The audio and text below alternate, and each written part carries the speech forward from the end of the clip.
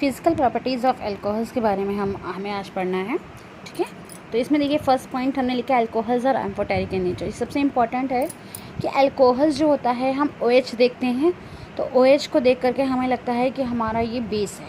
ठीक है, बट ये हमारा बेस नहीं होता, ये एम्फोटेरिक इन नेचर होता है। कहीं पर लिखा होता है कि एसिड्स होते हैं, ये कहीं लिखा होता है बेस होते हैं। तो ये लुइस एसिड होते हैं और लुइस बेस होते हैं। क्यों होते हैं मैं बता रही हूँ आपको कि अल्कोहल्स जब मेटल्स के साथ रिएक्ट करते हैं तो वो H+ आयंस रिमूव करते हैं। ठीक है, और O के पास लोन पेयर होने के कारण वो क्या करते हैं, एज अ बेस भी रिएक्ट करते हैं। O के पास लोन पेयर होता है तो वो एज अ बेस भी बिहेव करते हैं। ठीक है, तो अल्कोहल्स और एम्फोटेरिक इन नेचर हम इसलिए बोल रहे हैं क्योंकि लिटमस पे कोई भी इफेक्ट नहीं डालते हैं। लिटमस पेपर अगर हम लेते हैं, जो हमारा लिटमस होता है उसको हम देख करके उसमें अगर कुछ हम लिटमस पेपर पे रिएक्शन करेंगे तो ना वो ब्लू होगा, ना वो हमारा एसिडिक का बिहेव करेगा, ना वो बेस का बिहेव करेगा। इसलिए हम बोले alcohols are amphoteric in nature. But बहुत जगह ये भी है कि एम्फोटेरिक ना हो करके ये एसिडिक होता है।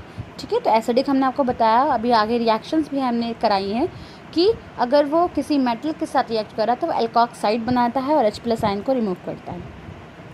सेकेंड है हमारा alcohols generally have higher boiling point in comparison to other hydrocarbon having equal molar mass। alcohols के boiling point और melting point हाई होता, boiling point हाई होता है। क्यों होता है? क्योंकि ये इनके जो मॉलिक्यूल्स हैं वो इंटरमॉलिक्यूलर हाइड्रोजन बॉन्डिंग से बने होता है। हाइड्रोजन बॉन्डिंग हमारा जो 11th में था केमिकल बॉन्डिंग का चैप्टर, कि हाइड्रोजन बॉन्डिंग क्या होते हैं, हाईली इलेक्ट्रोनेगेटिव एटम के साथ H जो होता है हाइड्रोजन, वो हाईली इलेक्ट्रोनेगेटिव एटम NOF के साथ में रिएक्ट करता है। ठीक है, तो वो हमारा ये हो गया कि अल्कोहल्स का जो मेल्टिंग और बॉइलिंग पॉइंट होता है वो क्यों हाई होता है। उसके बाद it is also form with an increase number of carbon atom. जैसे जैसे इसका मोलर मास बढ़ेगा वैसे वैसे इसका जो आपका मास है, जो इसका बॉइलिंग पॉइंट है वो भी इंक्रीज़ होगा। बट अगर इसकी चेन होती है, ब्रांचिंग चेन बढ़ रही है, जैसे ब्रांच होती है ना 2-मिथाइल 2,2 डाईमिथाइल, ऐसे करके अगर ब्रांचिंग चेन होती है तो वहाँ पर वो डिक्रीज, बॉइलिंग पॉइंट हमारा डिक्रीज़ हो जाता है।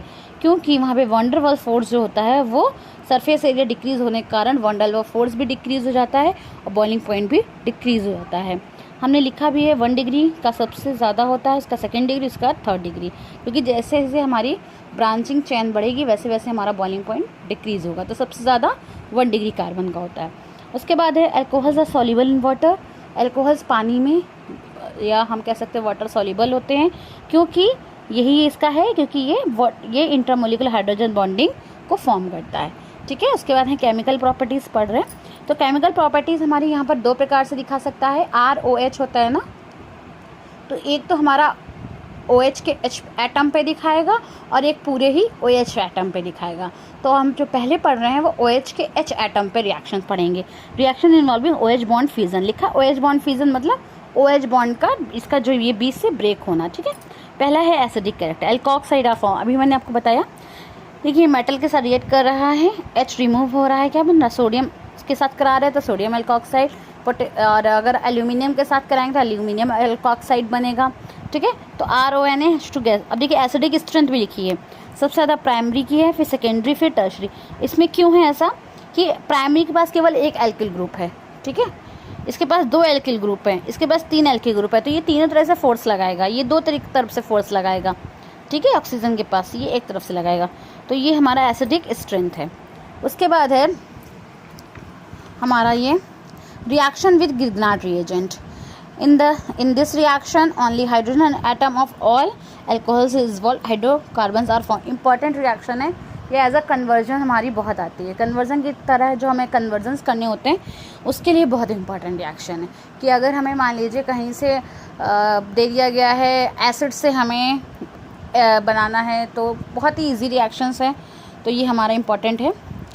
मैथाइल अल्कोहल लिया, मैथिल मैग्नीशियम क्लोराइड लिया है, रिएक्शन करें H एटम पे ही करा रहे हैं। इथाइल अल्कोहल लिया है, इसकी जगह हम मिथाइल भी ले सकते हैं। एथाइल अल्कोहल की CH5 से क्या एथेन बन गया।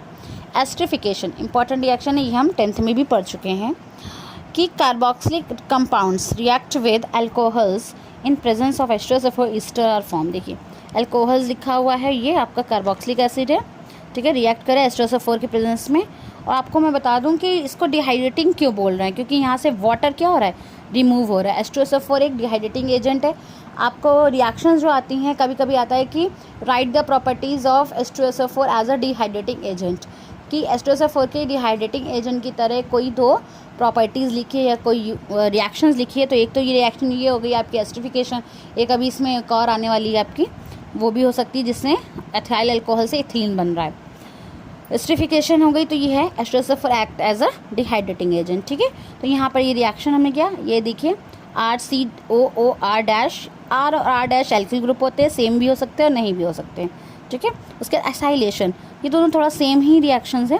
एसाइलेशन में एसिड क्लोराइड की रिएक्शन हम अल्कोहल से करा रहे हैं, ईस्टर फॉर्म हो रहा है। एनहाइड्राइड की करा रहे हैं, तो एसिड और ईस्टर दोनों फॉर्म हो रहे हैं, ठीक है। In the presence of base, यहाँ पर एसिड है, यहाँ पर बेस है, इसीलिए अलग हो गई रिएक्शंस। एसिड की प्रेजेंस ले रहे हैं, यहाँ पर बेस की प्रेजेंस लेके कर रहे हैं। तो ये चारों रिएक्शन जो हमारी अभी हमने पढ़ी, ये हमारी हाइड्रोजन बॉन्ड पे थी, OH के हाइड्रोजन एटम पे थी सारी रिएक्शन। इसके बाद की हैं जो, वो हमारी नेक्स्ट टर्न पे हम स्टडी करेंगे।